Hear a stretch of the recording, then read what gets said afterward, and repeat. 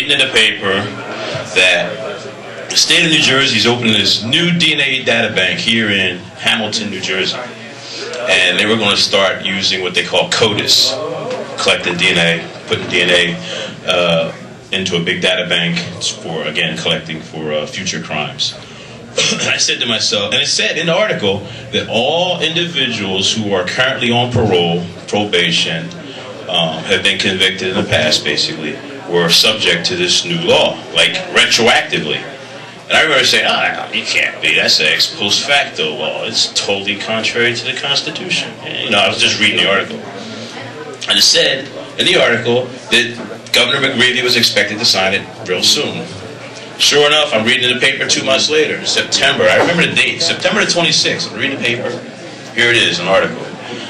Jim McGreevey signs new DNA data bank law now, and it basically said everyone who's now on probation, parole, or a convicted criminal, and any persons in the future who are convicted have to just give up the DNA, no matter what it is, first-degree crime to fourth-degree crime, meaning if you let your dog run loose in the neighborhood and you got a ticket for it, it's a fourth-degree crime, you would have to give up your DNA if you got convicted of it.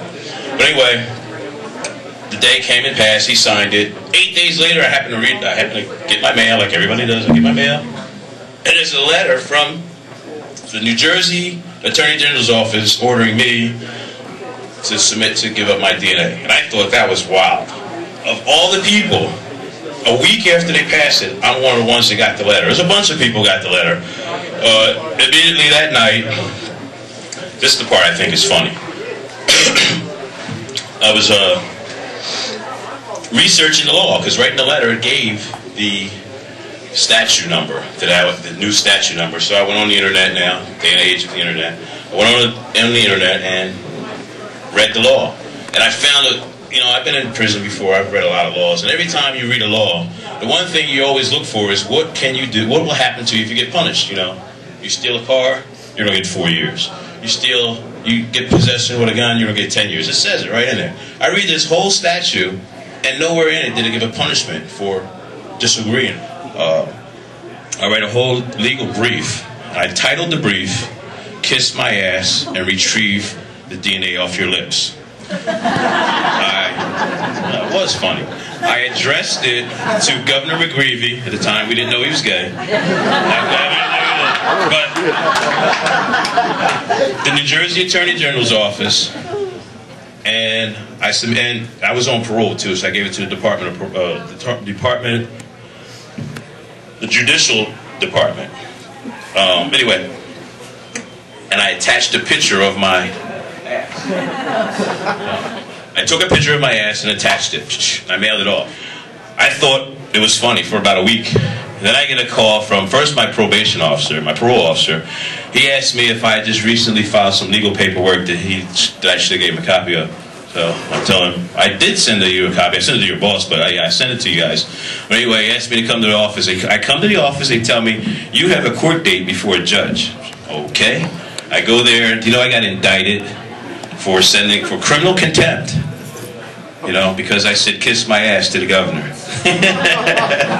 You know, if I just said no, I just refused, be no problem. But I sent the whole picture, attached it to my legal brief, which, by the way, I filed in federal court.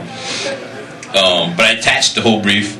The state of New Jersey indicted me, like, real quick. I can kill somebody, he won't indict me for 2 years. But I sent the letter to the governor and told him to kiss my ass and attach the picture, and bam, I was indicted within 2 weeks. I go through the federal court system on one hand, where I'm arguing ex post facto. If anybody doesn't know what ex post facto means, it means basically you can't convict somebody. You can't pass a law today to punish somebody for something that they did yesterday. But anyway, sure enough, they were charging me with criminal contempt for one, the picture saying kiss my ass. Two, the fact that I was also refusing in my letter, in my motion, I said I refused to give DNA. And like I said, there was no clause in there anyway for punishment. What were they going to do to me?